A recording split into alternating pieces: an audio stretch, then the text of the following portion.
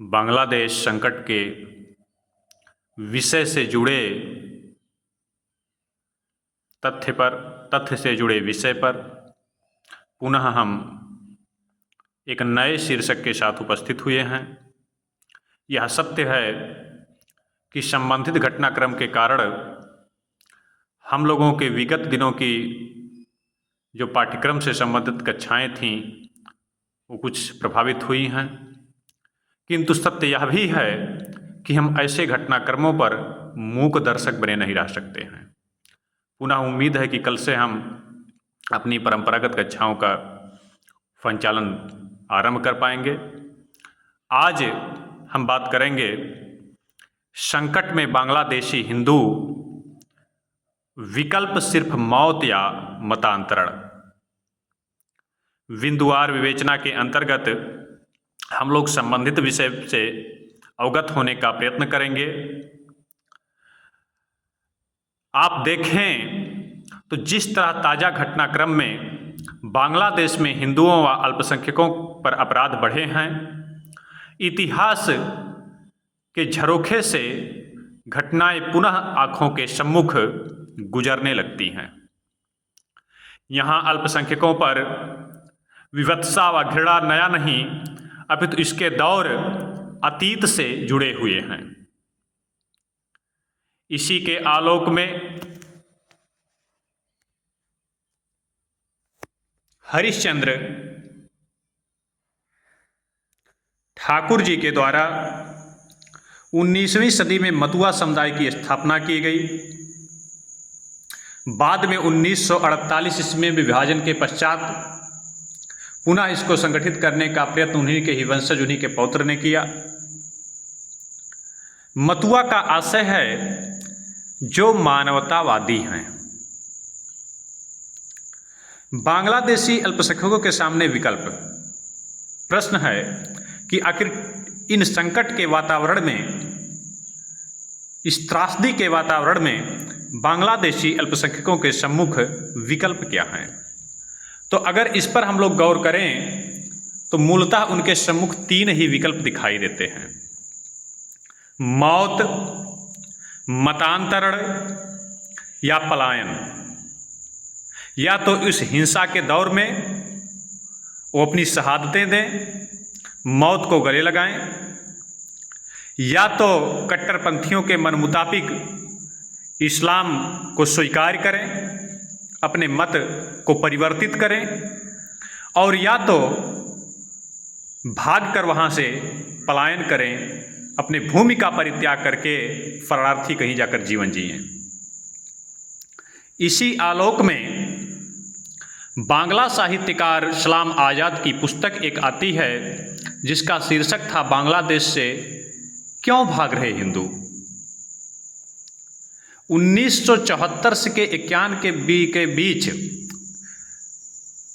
के आंकड़े इसमें प्रस्तुत किए गए हैं, जिसमें उल्लेख किया गया है कि प्रतिवर्ष 1,73,000 हिंदुओं का 1974 से 91 के बीच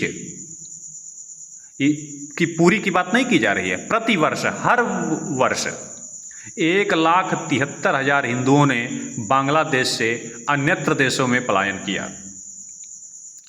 सलाम की ही एक अन्य कृति जिसका शीर्षक है सर्वनाक में उन्होंने लिखा है, या एक प्रकार से कहें तो बांग्लादेश की यथार्थता का वर्णन किया है, वहाँ की विवत्सा, वहाँ की जो है घृणा, वहाँ के द्वेष और वहाँ की पशुता के लोगों के द्वारा अल्पसंख्यकों के साथ किए गए पशुतापूर्ण व्यवहार का। पशु भी वैसा व्यवहार नहीं करेगा, एक प्रकार से जिसको कहा जाए आदम व्यवहार का, आदमखोर व्यवहार का वहाँ वर्णन उसमें किया गया है, जिसमें एक शीर्षक में उल्लेख किया गया है कि पिता के सम्मुख ही माँ और बेटी दोनों का एक साथ इज्जत तार तार की जाती है,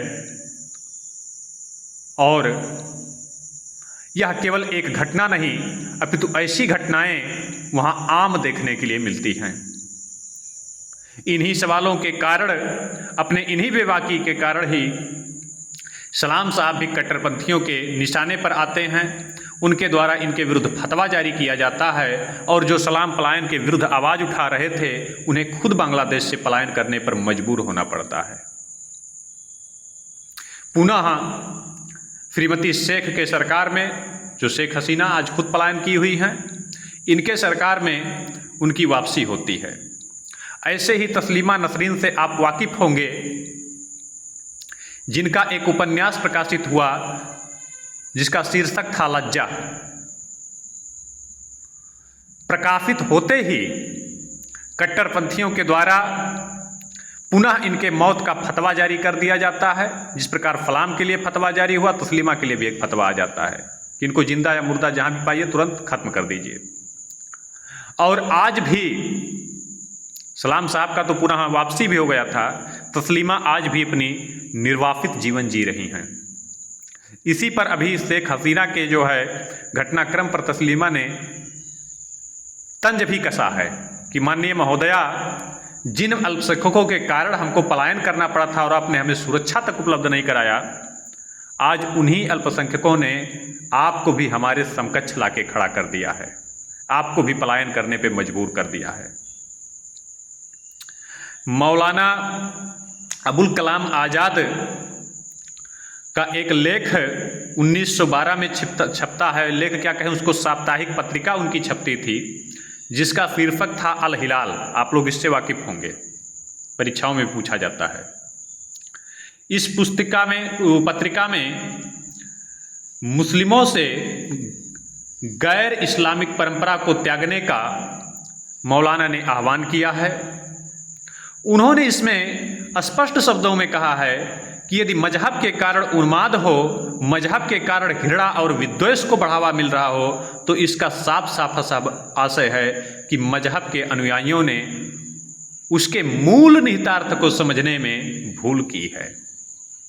और ये चीज़ें केवल और केवल इस्लाम के संदर्भ में ही नहीं, अपितु हर मजहब के बारे में लागू होती हैं।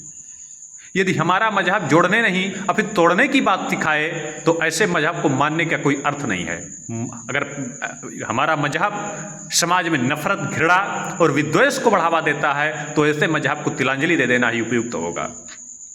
लेकिन इस्लाम की तो बात ही कुछ है, उसकी तो बुनियाद ही वही है, उसके बारे में कुछ कहना ही नहीं रहता है। मौलाना ने जो अगर ये लेख निकाला तो उनकी भी थू थू हुई। पुनः हम लोग मतांतरण की बात करेंगे तो बांग्लादेश में न केवल पलायन का यह दौर देखा है हिंदुओं ने, अपितु व्यापक तौर पर उनका जबरन धर्म परिवर्तन, जबरन जो है बच्चियों की शादियां और जबरन मतांतरण भी देखे हैं। बेबस पिता, बेबस माँ बच्चियों को अगवा होते हुए भी देखे हैं। बस यही है कि कलेजा उनका नहीं फटा। फिर मौत का आप त्रासदी देख ही रहे हैं वर्तमान में भी कि किस प्रकार से घर जलाए जा रहे हैं, किस प्रकार से हत्याएं की जा रही हैं और मौत की यह त्रासदी आए दिन प्रतिवर्ष उनके लिए आम हो चुकी है। बात आ जाती है कि क्या फिर उन्हें भारत में शरण दिया जाए, तो जहां तक हमारी अपनी राय है मैं इससे इत्तेफाक नहीं रखता हूं। इसका कारण है कि शरण जो है इनके समस्या का समाधान नहीं हो सकता है। इससे तो कहीं ना कहीं उन दुष्टों को, उन पशुतापूर्ण लोगों को और बढ़ावा मिलेगा। वो तो चाहते यही हैं कि पलायन यहाँ से करके भाग जाएं, छोड़ के भाग जाएं। दूसरा है उनके सुरक्षा व संरक्षण का भारत सरकार द्वारा प्रयास किया जाना चाहिए। जिस प्रकार इजराइल आज संपूर्ण यहूदियों के सुरक्षा का दायित्व तो अपने कंधे पर लेके चलता है, तद अनुरूप भारत सरकार को भी वहाँ के हिंदुओं के सुरक्षा और संरक्षण का प्रयत्न करना होगा और स्वतः हिंदुओं को भी संगठित रहकर इस हेतु स्वयं के स्तर पर भी उपयुक्त प्रयास करने होंगे। फिर आता है कि तीसरा विकल्प है कि हिंदू बहुल क्षेत्रों को लेते हुए यदि इससे भी बात ना बने तो आवश्यकता पड़ने पर बंगाल का एक विभाजन भी स्वीकार्य है। हम कब तक ये आदर्शवादिता के पुट को ओढ़े हुए चलते रहेंगे? मानवता और जो है इंसानियत इंसान और मनुष्य के लिए हो सकता है, पशुओं के लिए नहीं हो सकता है। इसलिए हमको अगर आवश्यकता पड़ रही है, हमारी तो ऐसे परंपरा नहीं, हम जोड़ने वाले रहें, लेकिन अगर जुड़ने से नहीं काम चल रहा है तो तोड़ के अलग अलग कर दीजिए। दोनों को करना क्या है? पुनः हम यही कहेंगे कि शायद बांग्लादेशियों को 1971 का वह दृश्य याद होता जब बहुसंख्यक पाकिस्तानियों द्वारा दोयम दर्जे के मुसलमान के मानते हुए इनके साथ जो अपराध किया गया था, इनके महिलाओं और बच्चों के साथ जो अपराध किया गया था, लगभग जो है बताया जाता है कि लाखों हत्याएं की गई थी, पाकिस्तानी सेना के द्वारा नरसंहार किए गए थे। काश खुदा ईश्वर उनको ये दिन याद दिलाता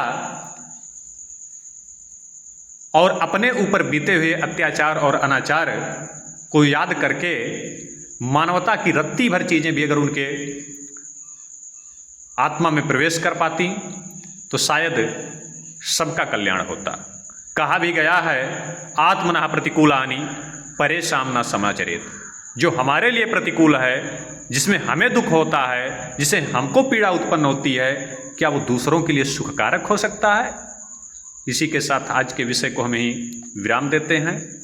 आगे पुनः नए विषय के साथ प्रस्तुत होंगे।